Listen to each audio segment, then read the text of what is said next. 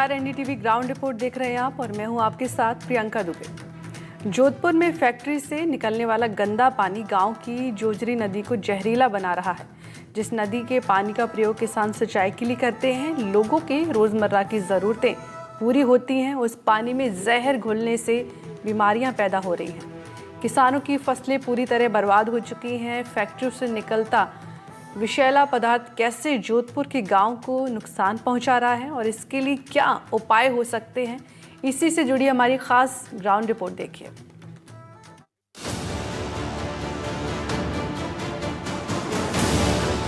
जोधपुर में हाल ही में agriculture university में हुए दीक्षांत समारोह में राज्यपाल हरिभाऊ किशनराव बागड़े ने जहरीली खेती को लेकर इससे होने वाले नुकसान के बारे में बताया था।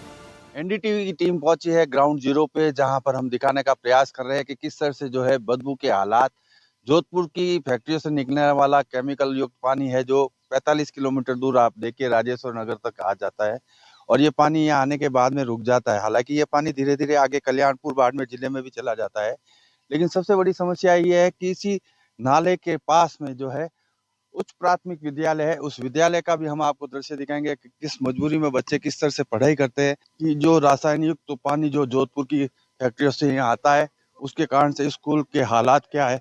एनडीटीवी आपको ये दिखाने का प्रयास कर रहा है कि किस तरह के हालात है और किस तरह से आप ये देखिए रूम जो है, तमाम वो दीवारें देखिए आप, दरारें आ चुकी है। अंदर का भी दृश्य दिखाऊंगा मैं आपको, किस तरह से गड्ढे हो चुके हैं, फर्श नीचे जा रही है। आप देखिए फर्श जमीन में धंसती जा रही है। इसके साथ साथ जिस तरह से बात की जाए, ऊपर जो छीनें लगी हुई है, पूरी दीवारें 3 से 4 सेंटीमीटर की जो है आप देखिए जगह छोड़ चुकी है। ऐसे में कभी भी यहाँ स्कूल में भी हादसा हो सकता था। यह अलग बात है कि जो स्कूल के हेडमास्टर है उन्होंने समय रहते जो है बच्चों को और इस रूम को खाली कर दिया। इस रूम के साथ साथ जो दूसरा रूम है वो भी यहाँ बंद है। लेकिन इसी जोधपुर जिले के धवाडोली गांव में जहरीले पानी की वजह से किसानों के खेत बर्बाद हो रहे हैं। पीने के पानी की आस में वन्य जीव और पशु पक्षी गंदा पानी पीकर मौत का शिकार हो रहे हैं। वर्तमान में जो कैबिनेट मंत्री है जोगाराम पटेल, उन्होंने 2008 में कह सकते हैं यहाँ जो है विकास कार्य करवाया था और कह सकते हैं कि 2001 से पहले से ये स्कूल चल रही है। हालांकि कांग्रेस और बीजेपी तमाम नेता यहाँ आते रहे, उन्होंने यहाँ पत्थर भी लगाए थे। हमने बीजेपी का दिखाया, अब हम आपको कांग्रेस के दिखाते हैं। किस तरह से जो है कांग्रेस सरकार के जलदाय मंत्री ने भी यहाँ पर उद्घाटन किया था। लेकिन वर्तमान में अगर हालत देखें तो बच्चों को आप देखिए किस तरह से ये यहाँ पर पढ़ाई करते हैं। कोशिश करेंगे जो है उनसे बात करने की। हेडमास्टर शतान सिंह जी, बताए ये भवन इतना जर्जर अवस्था में हुआ, क्या कारण मानते हैं आप? किस कारण से ये भवन जो है जर्जर हुआ? आपने समय रहते खाली करवा दिया, नहीं तो कोई धंधा नहीं होता। भवन तो जर्जर श्रीमान जी, ये पास से ये नदी जोधरी नदी गंदा पानी निकल रहा है, उसके कारण ये हवा में नमी होने के कारण और उस नमी के कारण और उस बरसात के पानी के कारण नमी ही रहती है, इसके कारण ये जर्जर अवस्था में है और जर्जर होने के कारण हमने वो तो शिफ्ट करके खाली भी करवा दिया। गंदे पानी की दुर्दशा से परेशान लोगों को समस्या से निजात दिलाने के लिए कांग्रेस हो या बीजेपी, दोनों पार्टियों ने आम आदमी की उम्मीदों को पूरा नहीं किया। हर बार चुनाव के समय नेता वादे करके तो आते हैं, लेकिन चुनाव जीतने के बाद यहां आकर भी नहीं देखते। नतीजा, हजारों लोग जहरीले पानी की वजह से नरकीय जीवन जीने के लिए मजबूर हैं। डॉनी पढ़ाया और बच्चों ने राजेश्वर नगरी स्कूल हमारे डॉनी 2 महीना पढ़ाई करी, यहाँ आ नहीं सकता। पानी भरा हुआ था सांप घेर, यहाँ कहा था कलेक्टर में काले करा दूं, परसों करा दूं, वो करा दूं, वो करा दूं, कुछ नहीं करा था। ये पानी से इतना पानी रहता, बच्चा नहीं आता। हमारे डॉनी है, मैं 2 महीना इसको मार साहब को पूछ लो, मैंने पढ़ाया। हमारे डॉनी को सामान खाली करके पढ़ाया। ये गांव वालों की जो कह सकते हैं, ये चाहते हैं कि इनके बच्चे पढ़े। बरसात के दिनों में जब पानी भर गया था और ये फैक्ट्री का रासायनिक पानी आता, लेकिन उस समय भी अपने गांव की जो ढाणी कहलाती है, छोटा जगह होती है, वहां पर ले जाकर बच्चों को पढ़ाया ताकि स्कूल चलती रहे, बच्चों की पढ़ाई बाधित नहीं हो। तो कह सकते हैं ये एक जगह का हालत है। लेकिन अगर बात की जाए तो जोधपुर से निकलने वाली फैक्ट्री से रसायन का पानी जोधपुर बाड़मेर हाईवे के पास धवा डोली मेलबा तमाम जगहों पर पहुंच चुका है और यह पानी न केवल बच्चों और आसपास के ग्रामीणों के स्वास्थ्य पर प्रतिकूल असर डाल रहा है, लेकिन कह सकते हैं कि जिस तरह के असर यहाँ पर देखने को मिल रहा है, बदबू के वातावरण में बच्चे पढ़ाई कर रहे हैं और साथ ही साथ जो बिल्डिंग है वो जर्जर अवस्था में हो रही है क्योंकि केमिकल का पानी है। जोधपुर में औद्योगिक इकाइयों से निकलने वाला पानी किसानों के खेतों को बर्बाद करने के साथ ही आने वाली पीढ़ी के भविष्य को भी बर्बाद कर रहा है। इसकी एक बानगी जोधपुर के 45 किलोमीटर दूर धवा डोली गांव में देखने को मिलती है। जोधपुर इंडस्ट्री से निकलने वाला पानी जोधपुर से करीब 45 किलोमीटर दूर धवा, मेलबा और वहाँ से अगर बात की जाए आगे करीब 25 किलोमीटर दूर कल्याणपुर तक चला जाता है। लेकिन इस रास्ते में आने वाले लोग और स्टूडेंट्स किस तरह से परेशान हैं, कुछ स्टूडेंट्स हैं, हम उनसे बात करेंगे किस तरह की इन लोगों को समस्या हो रही है इस गंदे पानी को लेकर। किस तरह से समस्या हो रही है इस गंदे पानी को लेकर आप? जब हम रात में पढ़ाई करने बैठते हैं तो उसकी पानी की दमदार बदबू हमारे नाक में जाती है, जिस वजह से हम पढ़ाई नहीं कर पाते और उस कारण से हमारी पढ़ाई में बहुत नुकसान हो रहा है। हम स्कूल भी नहीं आ पाते टाइम से। ये पानी इतना इसकी बदबू आती है। आप देखिए बच्चे पढ़ नहीं पाते स्कूल से घर जाने के बाद में, किस तरह से आप लोगों को समस्या होती है? बहुत गंदगी होती है और इससे बीमार भी हो जाते हैं और स्कूल नहीं आ पाते और बहुत दिनों तक बीमार है। जहां ग्रामीणों के खेत गंदे पानी के तालाब में तब्दील हो चुके हैं, गांव में बच्चों के पढ़ने के लिए बनाई 25 साल पुराने स्कूल में भी इसका असर देखने को मिल रहा है।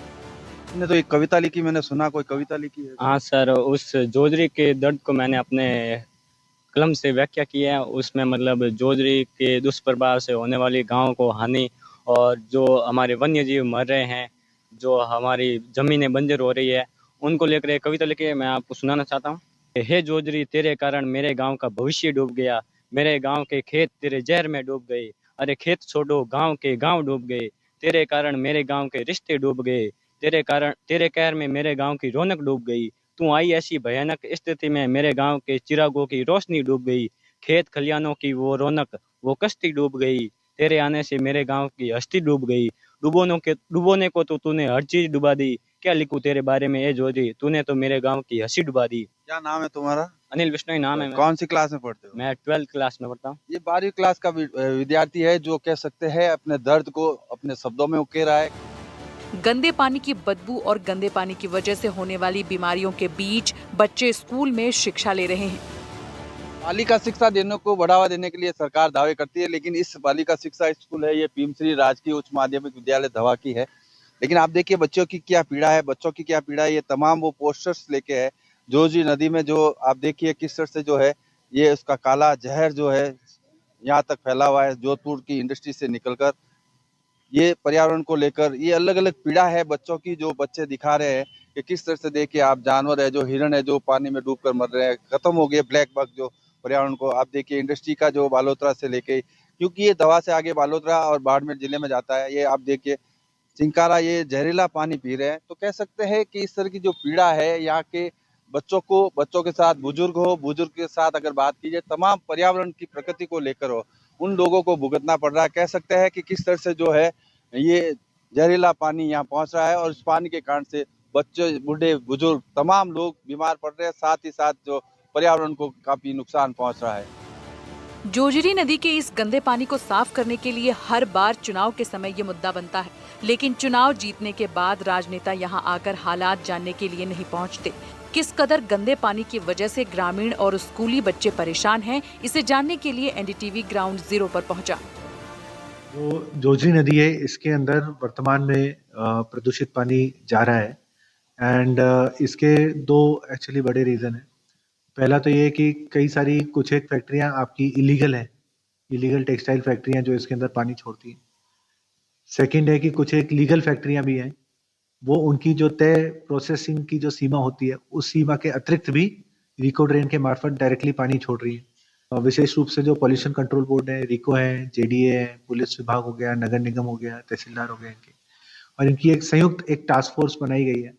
इस टास्क फोर्स का मुख्य उद्देश्य होगा कि जो भी आपकी इलीगल फैक्ट्रीज चल रही हैं तथा जो लीगल फैक्ट्रीज भी अवैध रूप से अपनी सीमा के अधिक पानी जो उसके अंदर डाल रही हैं, रिको ड्रेन के अंदर डायरेक्टली जो डाल रही हैं, उनकी प्रीमाइसेस के ऊपर जाके उनका इंस्पेक्शन करना तथा यदि कोई अवैध तरीके से गतिविधि पाई जाती है तो उनके खिलाफ कार्रवाई करना, पोल्यूशन बोर्ड की तरफ से भी कार्रवाई करना, बिजली कनेक्शन काटने की भी कार्रवाई करना और जेडीए की तरफ से उनको जो स्ट्रक्चर है उनको ध्वस्त करने की भी कार्रवाई करना।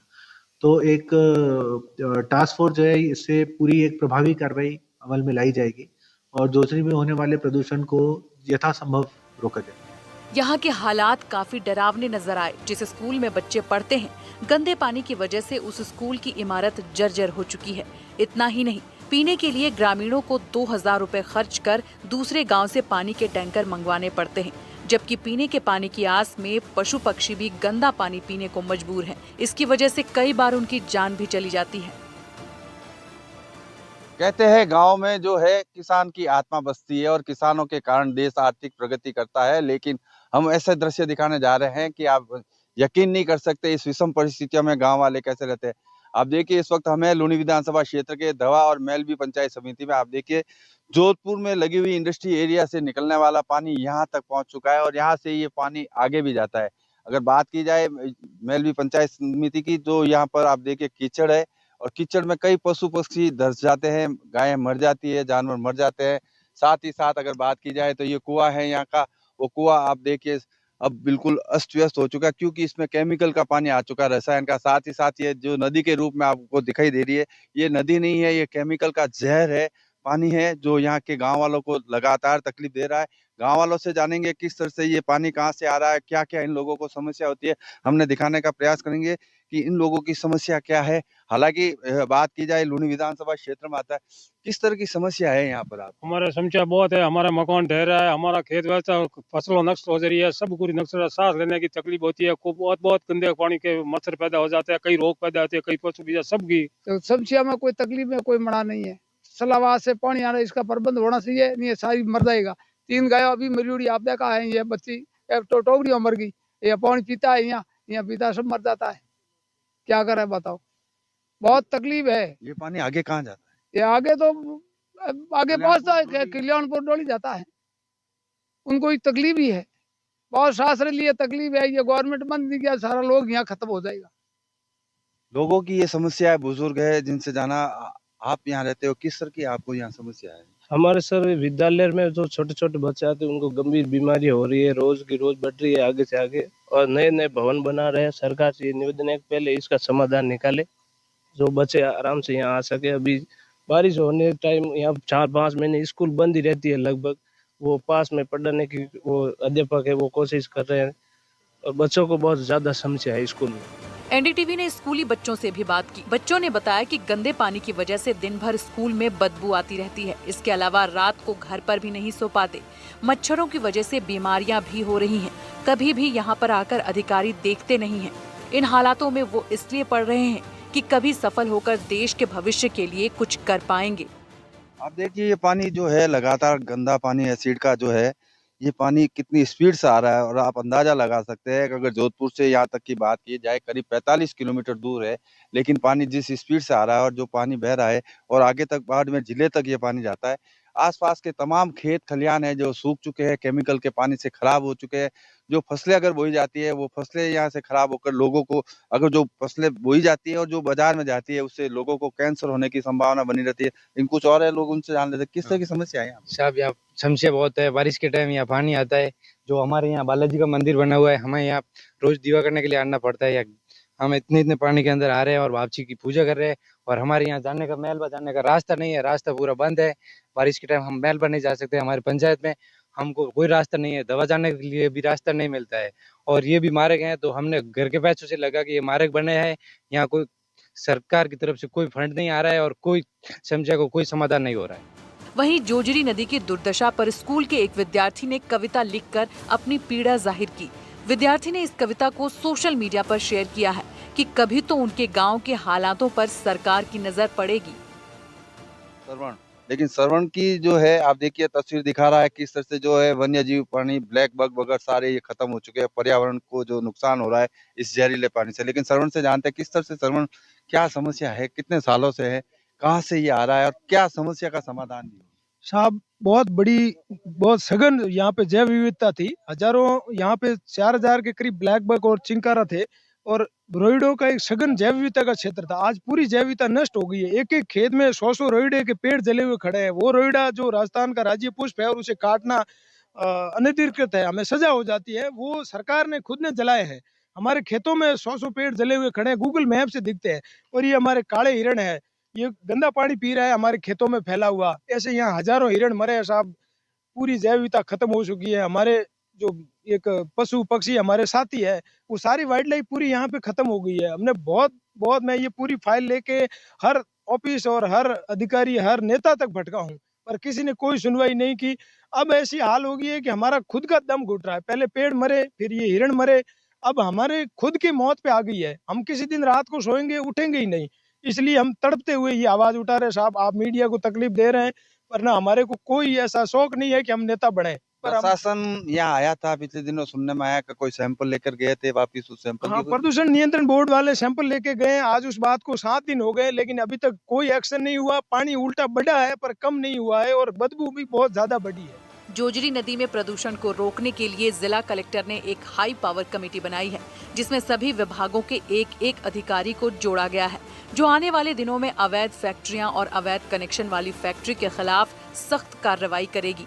जिला कलेक्टर ने बताया कि जोजरी नदी में प्रदूषण को रोकने के लिए उन्होंने कमेटी बनाई है, जो जुर्माना लगने के साथ साथ अगर कोई अवैध फैक्ट्री होती है तो उसे भी बंद करवाई जाएगी, जिससे प्रदूषण पर नियंत्रण पाया जा सकेगा। जाए तो कहाँ जाए, लेकिन जिस तरह से जो बात की जा रही है, ये प्रदूषित पानी को लेकर जिला प्रशासन से लेकर तमाम लोगों को, श्रवण जैसे युवा है जो सोशल मीडिया पर टैग करते रहते हैं, जनप्रतिनिधियों को टैग करते रहते हैं, लेकिन उसका समाधान अभी तक नहीं निकला है। और बताया जा रहा है कि आने वाले दिनों में ये बड़ा यहाँ आंदोलन करने वाले हैं। लेकिन सबसे बड़ी बात यह है कि जिस तरह के हालात है, आप यहाँ 10 मिनट भी खड़े नहीं रह सकते। एनडीटीवी की टीम यहाँ पहुंची, जब इन्होंने जायजा लिया और लोगों से बातचीत की तो पता चला वाकई जो स्कूल से लेके खेत खलियान तमाम वो जगह है जहाँ के हालात पूरे विकट हो चुके हैं। ऐसे में सरकार को अब सोचना चाहिए कि समय रहते इस समस्या का समाधान नहीं करे, नहीं तो आने वाले दिनों में कह सकते हैं जिस तरह से लोगों ने आशंका जताई, कई बीमारियां, लंग्स की बीमारियां, सांस की बीमारियां और साथ ही साथ वन्य जीव जिस तरह से नष्ट हो रहे हैं, प्रकृति के ऊपर इसका पूरा बुरा प्रभाव देखने को मिलेगा। सरकार को समय रहते इस समस्या को ध्यान देने की आवश्यकता है। जोधपुर के धवा गांव से एनडीटीवी के लिए अरुण हर्ष की रिपोर्ट।